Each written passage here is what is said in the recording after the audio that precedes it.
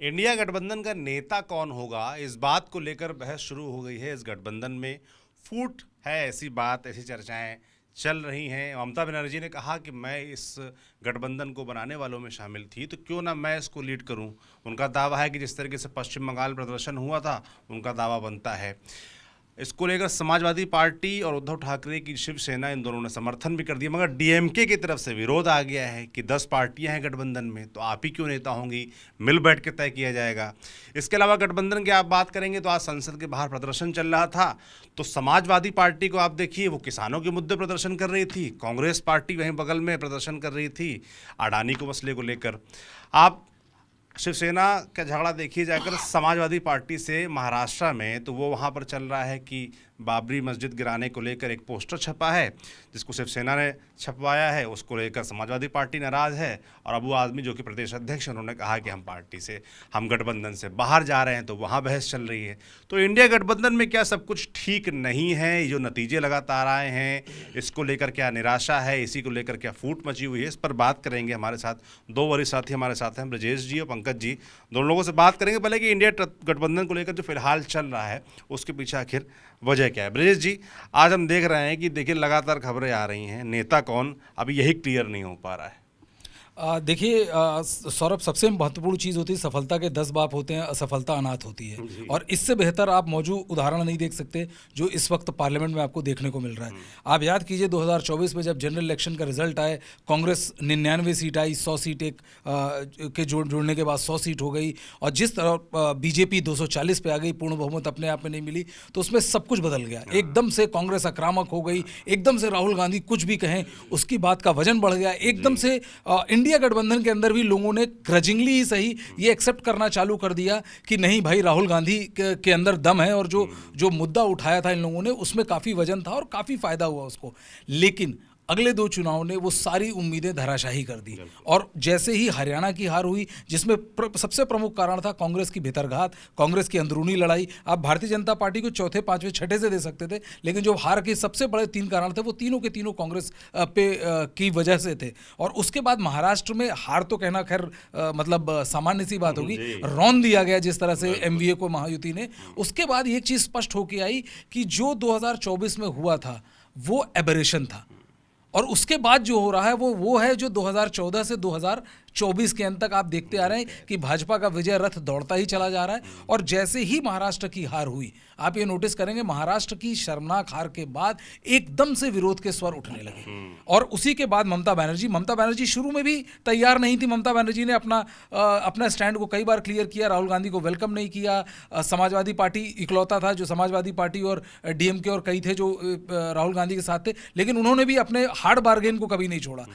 24 के बाद थोड़ी स्थिति बदली कुछ समय के लिए, जब तक हरियाणा के रिजल्ट नहीं आए। और हरियाणा के रिजल्ट के बाद दोबारा जो क्षेत्रीय छत्रप थे, उन्होंने कांग्रेस को बड़े स्पष्ट तौर पे कह दिया, आप अपनी राजनीतिक हैसियत में रहिए तो ही बेहतर होगा। यदि आप अपनी राजनीतिक हैसियत से बाहर निकलने की कोशिश करेंगे तो इंडिया गठबंधन में कई और लोग हैं जो नेता पद के, उन पे दावा आपसे बेहतर है। बिल्कुल, एक तरीके से देखा जाए तो कटघरे में कांग्रेस पार्टी नजर आती है, क्योंकि आप देखिए महाराष्ट्र का नतीजा हो, वहाँ बड़े भाई की तरह रोल प्ले कर रहे थे। हरियाणा में तो मान लीजिए एक छत्र राज उनका था, अगर चुनाव के लिहाज से देखा जाए तो गठबंधन में ज़्यादा किसी को शामिल होने का मौका उन्होंने वहाँ दिया नहीं। तो कांग्रेस कटघरे में, आज बीजेपी भी मजे ले रही है। बीजेपी ने कहा कि क्या ममता बनर्जी का जो बयान है उसका मतलब ये है कि राहुल गांधी की लीडरशिप एक्सेप्ट नहीं कर रहा है इंडिया गठबंधन। देखिए, वो कहते हैं ना, नथिंग सक्सीड्स लाइक सक्सेस। वो वाजपेयी ने एक बार कहा था, जब उनके खिलाफ नो कॉन्फिडेंस मोशन लाया गया था, कि कहाँ का ईंट कहाँ का रोड़ा, भानुमति ने कुनवा जोड़ा। तो ये चीज़ हमेशा दिखाई पड़ता है। आप कभी भी गठबंधन की राजनीति को उठा करके देख लीजिए, चाहे कांग्रेस के विरोध में ही हुआ हो। 77 में सारी पार्टियां एक साथ आई, 79 में छिन्न भिन्न हो गई, 89 में सारी पार्टियां एक साथ आई, 91 में फिर से चुनाव हो गया। उसके बाद 96 में सब लोग आए रोकने के लिए, कितने लोग साथ रह पाए, और परिणाम उसका ये हुआ कि 2014 तक थंपिंग मेजॉरिटी से बीजेपी आ गई। तो अब आप समझिए कि दरअसल कांग्रेस का दुश्मन है कौन, या कांग्रेस किसके लिए गले की वो कहते हैं फांस बन सकती है। ममता बनर्जी के लिए बंगाल में, महाराष्ट्र में कांग्रेस किसको चुनौती पेश कर सकती है, जो कि जिनको सो कॉल्ड सेकुलर पार्टियां अपने को जो डिक्लेयर करती हैं उनके लिए।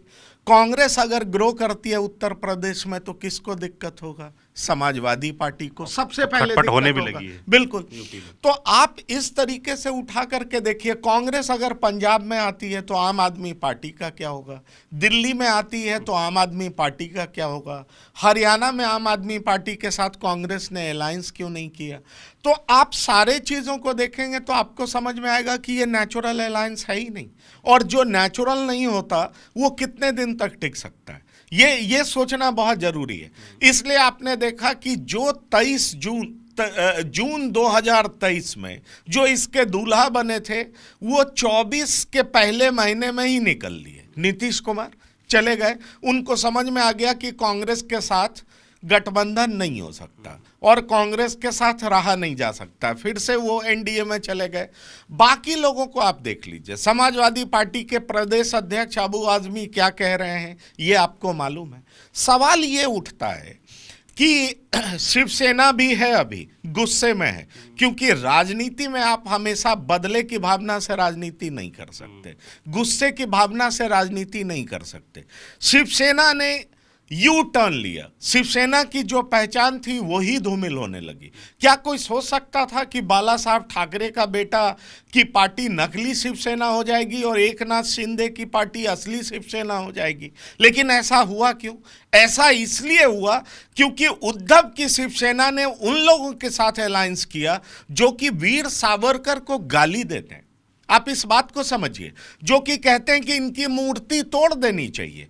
और उनकी स्थिति इसलिए खराब हुई क्योंकि जो बाबरी मस्जिद को ढाए जाने के बाद, जिसको डिस्प्यूटेड साइट बोलते हैं, जो दुख मनाते हैं, जो राम मंदिर के विरोध में सुप्रीम कोर्ट में खड़े थे, उनके साथ उद्धव चले गए या वो उद्धव के साथ आ गए। तो इस तरह का अलायंस चलने का तो कोई सवाल ही उत्पन्न नहीं होता। इसलिए महाराष्ट्र में जो आप परिणाम देख रहे हैं वो सब इसकी बानगी। रही बात 99 सीट लाए, ये तो लगा क्या कि इन्होंने 4000 किलोमीटर की यात्रा की, Rahul Gandhi is a changed man, और ये मैसेज जाने लगा। पर ये मैसेज थोड़े दिन ही कामयाब हो पाया। हरियाणा में करारी हार, महाराष्ट्र में धाराशाही होना, वो झारखंड में अगर ये ज़्यादा प्रचार करते तो शायद हेमंत सोरेन हार गए होते, ये बात बहुत साफ है। तो ये जान लीजिए वहाँ जीत हुई है तो हेमंत सोरेन की वजह से हुई है। तो फिर इनको कोई नेता क्यों मानेगा? और कह सकते हैं। हाँ, जम्मू कश्मीर में आप देखिए किस तरीके से फारूक अब्दुल्ला और उमर अब्दुल्ला उन लोगों ने अपनी सरकार में इनको शामिल नहीं किया। मजेदार बात यह है कि ये चाहते हैं कि अडानी पे मामला उठे। समाजवादी पार्टी एनसीपी अडानी पे कुछ बोलना नहीं चाहती है, उनको लगता है ये बेकार का मतलब है। जब ये संभल जाने लगे तो आपने सुना राम गोपाल यादव ने कहा कि पार्लियामेंट में ये मुद्दा उठाते नहीं है और संभल जाने का नाटक कर रहे हैं। कुल मिलाकर के आप देखें तो आपको साफ समझ में आ जाएगा कि जो इनके घटक दल थे वो इंतजार कर रहे थे कि कब कांग्रेस का ग्राफ जैसे ही जो बढ़ा था वो थोड़ा भी नीचे होता है तो उनके पॉलिटिक्स को सूट करता है, क्योंकि कांग्रेस का ग्राफ बढ़ेगा तो सबसे ज्यादा डर अखिलेश यादव को ही लगेगा, कांग्रेस का ग्राफ बढ़ेगा तो सबसे ज्यादा डर लालू प्रसाद को ही लगेगा, कांग्रेस का ग्राफ बढ़ेगा तो ममता बनर्जी परेशान होंगी। इस बात को आप समझ लीजिए। इसलिए ये अलायंस बिल्कुल नेचुरल नहीं है और इसलिए आप देख रहे हैं कि 18 महीने के भीतर ही ये कोलैप्स करता हुआ दिख रहा है। और दूसरी बड़ी बात कि बार बार कांग्रेस पार्टी राहुल गांधी को रीलॉन्च करने का प्रयास करती है, लेकिन स्टेट यूनिट जिस तरीके से काम करती है, जैसे हरियाणा में जीता हुआ चुनाव पूरा नैरेटिव सेट था, हार गए। क्यों? क्योंकि इंडिविजुअल लीडर्स के जो एम्बिशन थे वो पार्टी के इंटरेस्ट से कहीं ऊंचा था। तो परिणाम क्या हुआ? उनकी हार हो गई। उनकी हार हो गई तो लीडरशिप पे सवाल तो उठेगा ही उठेगा। इसलिए ये जो आप देख रहे हैं, वैसे जगदीप धनखड़ के खिलाफ जो ये नो कॉन्फिडेंस मोशन लाने का प्रयास कर रहे हैं, शायद सब लोग इकट्ठा हो जाएं, लेकिन मुझे कहीं नहीं दिखाई पड़ता कि इनकी सोच में, इनकी समझ में, क्योंकि इंडिया ब्लॉक बनने के बाद भी मध्य प्रदेश में चुनाव हुआ। आपको याद होगा जेडीयू के राष्ट्रीय अध्यक्ष थे ललन सिंह, कई बार उन्होंने फोन किया, मल्लिकार्जुन खड़गे ने फोन तक नहीं लिया, राहुल गांधी ने फोन तक नहीं उठाया। तो आप सोचिए, मध्य प्रदेश में समाजवादी पार्टी कुछ सीटों पे चुनाव लड़ती थी, कोई अलायंस नहीं दिखा, कहा गया कि लोकसभा में अलायंस होगा। केरल में ये सीपीएम सीपीआई के खिलाफ चुनाव लड़ते हैं, तो अलायंस है कहां? बिल्कुल नेशनल अलायंस की बात कह रहे हैं आप दोनों ही लोग कि नहीं है। और जो आप लोग की बात समझ में आया कि कांग्रेस के पास एक अच्छा मौका आया था, जो कि फिलहाल जो नतीजे हमारे सामने खासतौर पर महाराष्ट्र और हरियाणा का, उसके बाद उसने वो मौका गंवा दिया है। और इसीलिए अब ये सवाल खड़े होने लगे हैं कि नेता कौन होगा इंडिया गठबंधन का, या विपक्ष के जो गठबंधन है उसको कौन लीड करेगा, मुद्दे कौन तय करेगा। क्योंकि मुद्दों को लेकर भी लगातार हम बहस देख रहे हैं, एक रूपता नहीं है, एक साझा प्रोग्राम उसको लेकर भी नहीं है। तो भविष्य क्या देख रहे हैं आप इसका? देखिए, भविष्य कुछ नहीं होना है। भविष्य में ये होगा कि हर पार्टी अपने हिसाब से निर्णय लेगी और ये एक लूज कोलिशन टाइप का होगा, लेकिन ये बड़ा इफेक्टिव नहीं होगा कि सारे मुद्दों पे सारे मिलके लड़ें। क्योंकि जैसे तृणमूल ममता बनर्जी ने कहा, उसके अगले दिन डेरेक ओब्रायन ने कहा नहीं नहीं ऐसा मुद्दा नहीं है, हम सब एक हैं। लेकिन एक कहावत होती है कि आप राजनीति में वन ट्रिक पोनी नहीं हो सकते। आपने देखा कि जब राहुल गांधी और अखिलेश यादव और बाकी सारे लोगों ने, इंडिया अलायंस के लोगों ने संविधान खतरे में है और संविधान बदल दिया जाएगा, संविधान की किताब को वो किया जाएगा, एक मुद्दा ऐसा उठाया जो दलितों में, ओबीसीयों में बहुत भयंकर रेजोनेट किया और उसका उनको फायदा दिखा। अडानी एक ऐसा मुद्दा है जिसे राहुल गांधी 2019 से उठा रहे हैं और अब 2024 है। 5 साल में यदि किसी मुद्दे पर आपको उसका राजनीतिक लाभ नहीं मिलता तो आप रिकैलिब्रेट करते हैं। ऐसा नहीं है भाई, आप प्रधानमंत्री को देखिए, प्रधानमंत्री जो 2014 के बाद 10 साल में मुझे लगता है इंदिरा गांधी के अलावा, अब आप जवाहरलाल नेहरू तक तो नहीं जाएंगे, लेकिन पिछले 50-40 सालों में इंदिरा गांधी के टक्कर का, उस लेवल का पावर कंसंट्रेशन का आपको कोई नहीं मिलेगा। और उस जैसा आदमी जिन्होंने नाक का सवाल बन गया था किसान आंदोलन, चुनाव के पहले उन्हें लगा शायद इसका हमें नुकसान हो सकता है और तत्काल प्रभाव से टीवी पे आए, माफी मांगी, कानून होल्ड कर लिया। कोर्स करेक्शन होता है बिना। महाराष्ट्र में हमने यही देखा कि लोकसभा में बुरी तरीके से हारे, कोर्स करेक्शन के इतना बड़ा मैंडेट। कोर्स करेक्शन देखिए कि भारतीय जनता पार्टी पे लगातार ये आरोप लग रहा था 2014 से कि जब भी ये सत्ता में आती है और जिसका विपक्ष टॉन्ट भी करती, तो ये अपने सहयोगी दलों को खा जाती है। इसी वजह से इतनी अभूतपूर्व जीत के बावजूद लगातार मान मनोबल एकनाथ शिंदे का चलता रहा, क्योंकि भारतीय जनता पार्टी इस चीज को लेकर कॉन्शियस थी कि ये मैसेजिंग ना जाए आगे कि हम अपने पार्टनर्स को पूरी तरह से खा लेते हैं और हमारे साथ जो आता है वो फिर खत्म हो जाता है। जो कांग्रेस के ऊपर दूसरी तरह का आरोप लगता है कि जिनके साथ जाते हैं वो राजनीतिक तौर पर खत्म हो जाता है। किसी भी दल में, आप चाहे उत्तर प्रदेश ले लें, आप चाहे वेस्ट बंगाल ले लें, कहीं किसी जगह पे जहां जहां से कांग्रेस ने अपना राजनीतिक प्रभुत्व रीजनल पार्टीज के हाथों हारा है, वहां कांग्रेस दोबारा कभी नहीं आई है। आप ईमानदारी से देखिए कितने समय से उत्तर प्रदेश में कांग्रेस अप्रासंगिक रही है। जब भी उनका बढ़िया परफॉर्मेंस रहा है, उसमें जैसे गंगा में यमुना का पानी आए तभी गंगा आपको पानी भरी दिखती है, वो वाला हाल था। कभी किसी के भरोसे ही आप कर लेते हैं। 19 थोड़ा एबरेशन था, 2009 एबरेशन था, उसके अलावा नहीं। आप यही हाल देख लीजिए पश्चिम बंगाल में, यही हाल कहीं भी दिल्ली देख लीजिए जहां पर अरविंद केजरीवाल उनसे हटे। कांग्रेस के सामने उस जीत के बाद 2 सबसे बड़े कारण थे और ये राहुल गांधी की लीडरशिप पे और बड़ा प्रश्न चिन्ह उठाता है। राहुल गांधी, बाहर की पार्टियों को आप छोड़ दीजिए, राहुल गांधी अपनी पार्टी के क्षेत्रीय छत्रपों को कंट्रोल करने की हैसियत में नहीं है। इसका सबसे प्रचंड और ज्वलंत उदाहरण आपको दिखा हरियाणा में, जहां पे हुड्डा ने साफ कर दिया कि आप कुछ भी कहते रहिए, हम नहीं मानेंगे। और इन्होंने कुमारी शैलजा को कितना भी समझाने का प्रयास किया, कुमारी शैलजा ने भी नहीं माना। नतीजा क्या हुआ? आप चुनाव हार गए। यदि वो हरियाणा का आप चुनाव जीत जाते तो शायद आज इस तरह की कोई भी आवाज़ नहीं उठती दिखती। तो इनके अंदर जो सबसे बड़ी चीज़ है कि आपको अपनी पार्टी को सही करना है, क्षेत्रीय एरिया में आपको अपनी इकाइयों को दुरुस्त करना है, लेकिन वैसा कोई भी नहीं। आप ऐसा लग रहा है कि एक वंडरलैंड में जी रहे हैं कि आपने एक स्टेटमेंट दिया और पूरी तरह से अगले का जो पॉलिटिकल कैपिटल है वो डिस्ट्रॉय हो जाएगा। वैसा बिल्कुल भी नहीं है और इसी का खामियाजा कांग्रेस भुगत रही है। बिल्कुल ठीक कहा आपने। जो ब्रजेश जी ने बात की उसको मैं आपसे आगे बढ़ाऊंगा कि मुद्दों की कमी है कहीं ना कहीं देखा जाए। संविधान वाला मसला हो गया, लंबे समय से चला आ रहा है, लोकसभा में आपको उसका फायदा मिला, अब मगर वो उतना फलीभूत होता नजर नहीं आया जब महाराष्ट्र में घूम रहे थे। इस तरीके से आप अडानी वाला मसला देखिए, आज ही बड़ा वीडियो वायरल है राहुल गांधी के, जिसमें कुछ सांसद मुखौटा लगाए हुए हैं प्रधानमंत्री का और अडानी का, वो आपस में बातचीत कुछ हो रही है, वो बड़ा वायरल है। कई लोग उसकी आलोचना कर रहे हैं, कई लोग उसको देख के खुश हो रहे हैं। तो मुद्दों की कमी है क्या? देखिए, अगर ये अडानी के मुद्दे को हाइप देना चाहते हैं तो आपने सुना होगा चुनाव के दरमियान धारावी का मुद्दा है जी। और एनसीपी के जो नेता शरद पवार हैं उन्होंने अगले दिन सुबह ही इसकी हवा निकाल दी। सवाल यह है कि इस मुद्दे पर कोई एक ऐसा मुद्दे का चुनाव करना होगा जिसमें यह दिखे कि विपक्ष एक साथ है। विपक्ष एक साथ है क्या, ये बड़ा सवाल है, क्योंकि ये अडानी उठाते हैं समाजवादी पार्टी, संभल किसान का मुद्दा उठाती है, जो ममता बनर्जी हैं उनके दिमाग में कुछ और मुद्दा होता है, और बात यह चलती है कि इस अलायंस का लीडरशिप ममता बनर्जी को सौंपा जाना चाहिए। समाजवादी पार्टी उसका समर्थन करती है, शरद पवार भी उसका समर्थन करते हैं। अब सवाल उठता है कि 37 सीटें समाजवादी पार्टी के पास, ममता बनर्जी के पास भी ज़्यादा सीटें हैं, समाजवादी 24 के करीब सीटें हैं। तो ममता बनर्जी, शरद पवार, समाजवादी पार्टी, जिनके पास जो विपक्ष की ज़्यादातर सीटें हैं, अगर ये लोग कह रहे हैं कि मुझे राहुल गांधी में भरोसा नहीं है, तो फिर कैसे विपक्ष एक साथ होकर के किसी मुद्दे पर लड़ सकता है? जरा ये सोचिए, शरद पवार की सीटें कम हो लेकिन स्टेचर बहुत बड़ा है, अनुभव बहुत ज़्यादा है। ममता बनर्जी तीसरी बार की मुख्यमंत्री हैं, ये बात भी आप समझिए, और बड़ी नेताएं बीजेपी को चुनौती देकर के बार बार जीती हैं। जहां चुनाव में भी अच्छा परफॉर्मेंस, उपचुनाव में भी बिल्कुल। जहां तक अखिलेश यादव का सवाल है तो वो 37 सीट लेकर के आए, तो अखिलेश भी तो छोटे नेता है नहीं। लेकिन आप करते क्या है कि अखिलेश को जहां सीट चाहिए तो 8th ब्लॉक से 6ठे ब्लॉक पे बिठा देते हैं। क्या ये कोई वजह हो सकती है अपने एलाइज को दूर करने का, या उसके मन में इस तरह का डाउट हो जाए, कंफ्यूजन हो जाए? आपको मालूम है ना कि सीटिंग अरेंजमेंट को लेकर के कांग्रेस और समाजवादी पार्टी के बीच में अनबन चल रही है, आप जान रहे ना इस बात को, और इसको लेकर के तंज भी कसा गया है, थैंक यू कांग्रेस।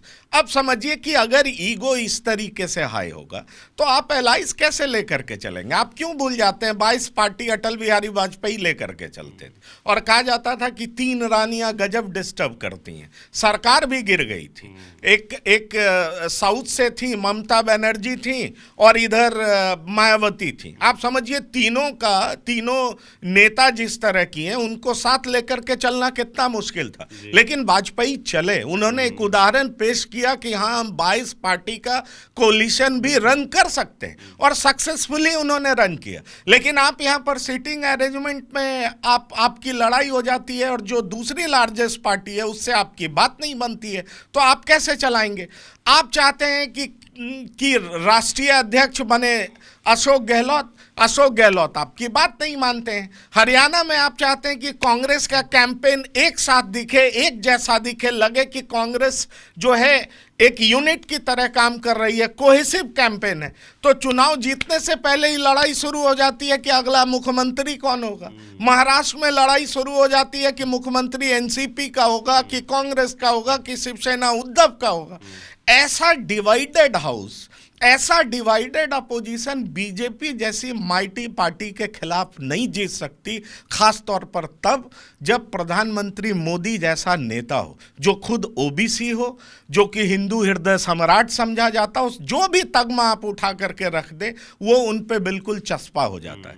तो समझ लीजिए कि कांग्रेस को जरूर एक बार नहीं कई बार सोचना पड़ेगा। बिल्कुल सोचना पड़ेगा, जाहिर सी बात, इसमें कोई दो राय नहीं है।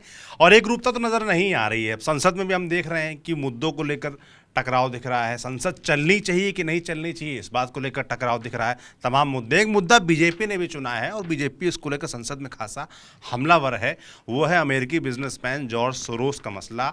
कहा जा रहा है कि कश्मीर का एक संगठन है जो कि कश्मीर में अलग राय रखता है, कश्मीर की आज़ादी की राय रखता है, उससे जुड़ी हुई हैं सोनिया गांधी, और उसको जॉर्ज सोरोस ने फंडिंग की हुई है। तो ये कनेक्शन निकाल कर एक रिपोर्ट का हवाला देते हुए बड़ा बीजेपी ने बवाल मचा रखा है। ब्रजेश जी, मैं आपसे जानना चाहूँगा ये पूरा मामला है क्या आखिर? देखिए ये तो दूसरा मामला है, मतलब ये नंबर 2 है। जो नंबर 1 इन्होंने चालू किया था, पेरिस की एक कंपनी थी, अखबार था जिसने ये फ्रांस का, जिसने ये कहा कि OCCRP जिसकी इन्वेस्टिगेटिव रिपोर्टिंग होती है और जो अडानी के ऊपर, प्रधानमंत्री के ऊपर और कई चीज़ों मुद्दों पर उन्होंने रिपोर्टिंग की, उसकी एक फंडिंग होती है। उसकी जो फंडिंग है वो मेनली US एम्बेसी करता है, यूनाइटेड स्टेट्स करता है, और उसके अलावा जो ओपन फाउंडेशन जो जॉर्ज सोरोस की कंपनी है वो उसको फंडिंग करती है। और आमतौर पर ऐसा माना जाता है कि भारतीय जनता पार्टी का कहना है कि ये रिपोर्ट तभी लीक होती है जब संसद शुरू होने वाला होता है या उसके 2-4 दिन पहले, जिससे कि वो रिपोर्ट संसद की कार्यवाही को पूरी तरह से डीरेल करती। तो ये पहला आरोप लगाया भारतीय जनता पार्टी ने, और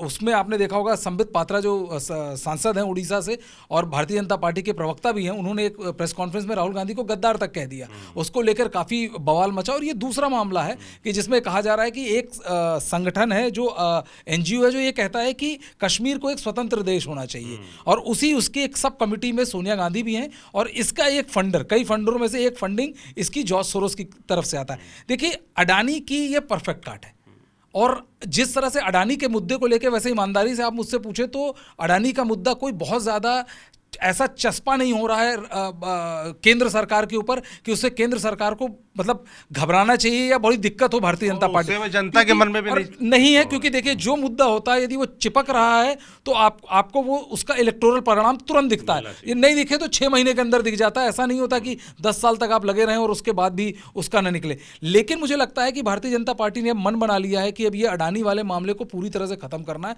और इसीलिए आप देखिए जिस तरह से आज पूरी तरह से हमलावर होकर उन्होंने एक मतलब युद्ध अटैक करा कांग्रेस के ऊपर, और कहा कि कुछ भी कह लीजिए, सबसे पहले इस मुद्दे पे बहस होनी चाहिए।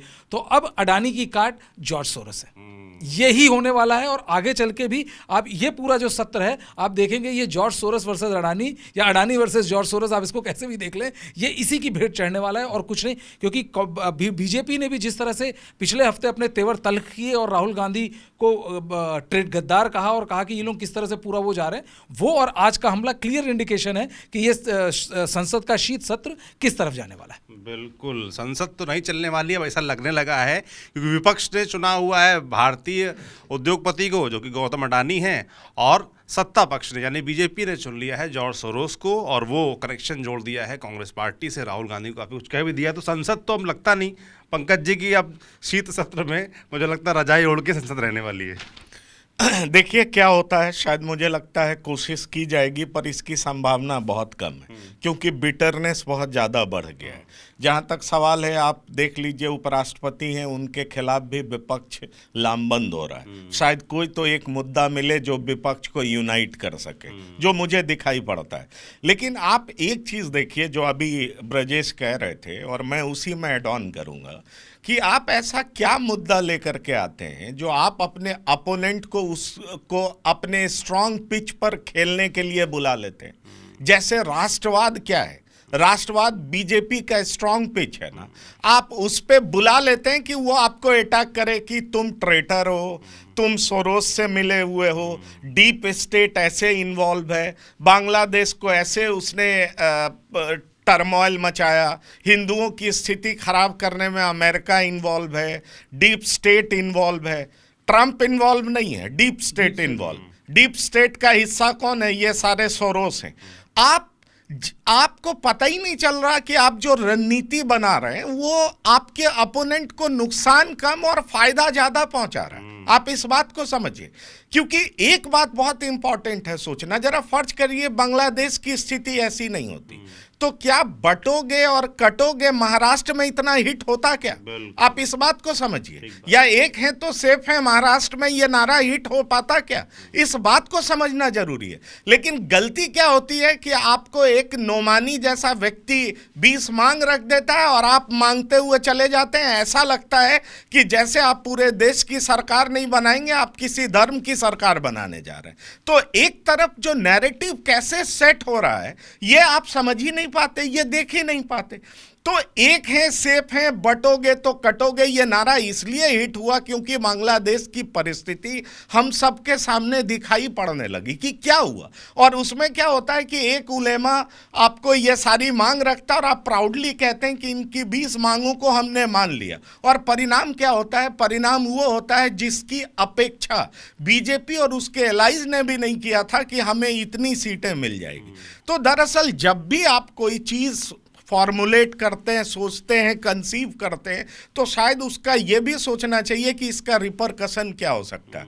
मुझे लगता है कि अडानी का मुद्दा उठा करके आपने एक बार फिर से राष्ट्रवाद बीजेपी के हाथ में सौंप दिया है, जिसके सहारे सोरोस, डीप स्टेट, इन सब चीज़ों को बीजेपी इस तरीके से भुनाएगी कि आपको इतना कॉर्नर कर देगी कि आपके पास जवाब नहीं मिलेगा और आप जवाब दे नहीं पाएंगे। बिल्कुल, ये बिल्कुल दिलचस्प चीज़ें निकल के सामने आई हैं। जिस तरीके से नरेटिव देने का खेल चल रहा है, पक्ष की तरफ से भी विपक्ष की तरफ से भी। एक तरफ गौतम अडानी है, एक तरफ जॉर्ज सोरोस हैं। अब जनता क्या सोचती है, आप लोग क्या सोचते हैं इस पूरे मसले को लेकर? संसद जो नहीं चल पा रही है, इंडिया गठबंधन जिसमें एका नहीं दिख रही है, इन सब के पीछे आप क्या कारण मानते हैं? आपको ये बातचीत कैसे लगी, हमें कमेंट बॉक्स में लिखकर ज़रूर बताएं। बाकी रोज़ाना हम ऐसे शाम को आते रहेंगे, दिन की जो बड़ी खबरें होंगी, दिन का जो बड़ा मुद्दा होगा उस पर चर्चा करते रहेंगे, इनसाइट्स बताते रहेंगे। आप देखते रहिए TV9 डिजिटल। शुक्रिया।